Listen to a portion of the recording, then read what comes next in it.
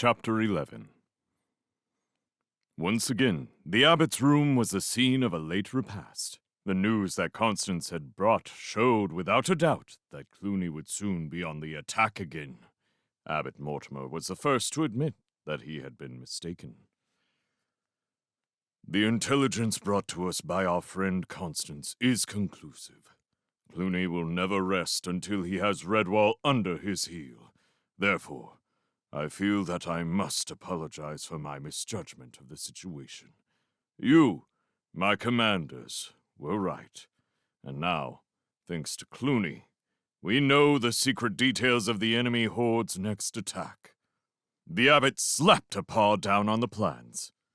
It is all here, but as I have said before, I will not concern myself with the fighting of a war. It is my task to heal the injured and give sustenance to the defenders. It is the duty of you, my generals, to plan the repulse of this invasion. Matthias held up a paw. Father Abbot, it is our duty not only to defend, but to retaliate. There was a strong murmur of agreement from around the table. The abbot bowed and placed his paws within his wide habit sleeves. So be it, he said with great solemnity. I leave the salvation of Redwall to you, my commanders. The abbot bowed once more, then retired for the night, leaving Matthias, Constance, Winifred, Formal, and Ambrose Spike. The meeting continued. They were joined by Basil Staghair and Jess Squirrel. Methuselah also attended to act as a mediator and counselor, approving some ideas while discouraging others, calming the hothead and encouraging the timid. Much good sense was talked, and the tone of the meeting was that of creatures who were determined to win at all costs. The discussion, running on sensible lines, went on until it was nearly dawn. It was a confident and satisfied group of friends who shook paws as the meeting ended.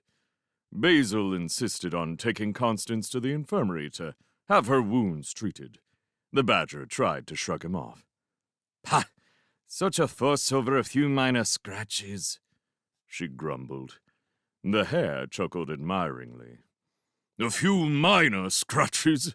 Will you listen to the heroine? Why, my dear badger, those are honorable wounds gained on the field of battle. I say, Jess, lend a paw here. Have you seen the dreadful gashes that friend Constance has collected? By the left, old girl, you should be hors de combat. Not even a stag could put up with slashes like that. Come on now, let's have you. There's a sensible girl." Constance was led off muttering by Basil and Jess. All the rest retired to their beds, with the exception of Matthias and Methuselah. They strolled around the cloisters, savoring the peace of the midnight hours. "You know, old one, I can't help thinking that a victory would be assured if only we had the warrior's sword," Matthias said. Methuselah nodded wistful agreement. "Indeed it would. But alas, for all our efforts, the trail is as cold as a midwinter night. I'm afraid we must resign ourselves to the fact that the sword is lost or hidden somewhere forever." The old gatehouse keeper leaned upon the young mouse's arm as they walked along, talking of this and that. Eventually, the conversation came round to the sparrow's attack upon Jess. Methuselah shook a warning paw. "Extremely dangerous birds, sparrows. Very warlike and quarrelsome. Luckily, they keep to themselves and will only attack if their territory is intruded upon, as you saw today. By the way, did you see that young one who was brought down by the archers?" "I certainly did," Matthias replied. "Constance has got that bad-tempered little wretch imprisoned under a wash-basket. What a nasty young villain. The arrow only scratched her, really. It was shock more than anything that brought her down. Says her name is Warbeak." Methuselah was taken aback. "Do you mean to tell me you've talked with her? Remarkable! The sparrow language, or spara, as it is called, is very difficult to comprehend." Oh, I don't know, said Matthias casually. I didn't find it too hard, and at least the little hooligan seems to understand what I'm saying to her. Methuselah's curiosity was aroused.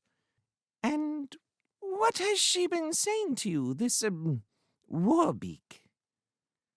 Pretty much what you'd expect, Matthias replied.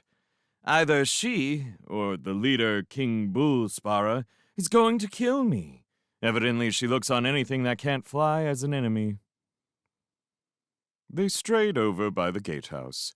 The old mouse invited Matthias in for a late nightcap. Methuselah appeared very interested in sparrows. He leafed through his record books. Let me see. Summer of the Big Drought, Winter of the Deep Drifts. Yes, I thought I'd find it here. Do you remember I told you of a sparrowhawk whom I treated about 4 years back? Well, here is my report. Some small notes I made at the time. This hawk talked of the sparrows. She called them winged mice, though for the life of me I cannot see any comparison between highly civilized mice and those primitive savages. Point was, though, this sparrowhawk said she'd been told that the sparrows once stole an object of great value to our abbey. She didn't say what it was. I thought the bird was merely trying to impress me with idle gossip. I should have questioned her further. We may have found out just what that object was. Matthias looked pensive. Do you think it could have been the sword? The old mouse sat tapping his paw upon the record book. It could have been, Matthias. It could have been. You see, the sparrows never communicate or bother with us. They never fly into our abbey. But up on the roof, well, that's a different matter. They consider that to be their territory. As I see it, the sword was the only object of value we had up there, although we did not know it at the time. So who else but another bird would know that the sparrows had stolen it? By the whiskers, old one, Matthias said excitedly. I think you've hit the nail on the head. Do you think that our bad-tempered captive might know something about the rumor? Methuselah grinned mischievously. Lend me your dagger. I have a simple experiment that I wish to try on our prisoner. Come on. Matthias escorted his friend to where the basket lay by the abbey walls. There was no sound from within. Methuselah tapped the basket sharply with the blade of the dagger. Warbeak had been caught napping. She came to life in an irate mood. Worms! All worms! You old mouse worms! Stay away! Warbeak killy! Methuselah tried his level best to act tough. Be silent, you little baggage, or I'll spike you on this dagger, and your king too, if he dares to come down. In a fury, Warbeak smashed her small body against the sides of the basket, causing the old mouse to take a step back. Go on, you killy Warbeak with dagger. Wait, see, you'll not get King Bullspara with little worm knife. King have a big sword, chop all masses up. Killy pretty quick, you betcha. Methuselah laughed with delight.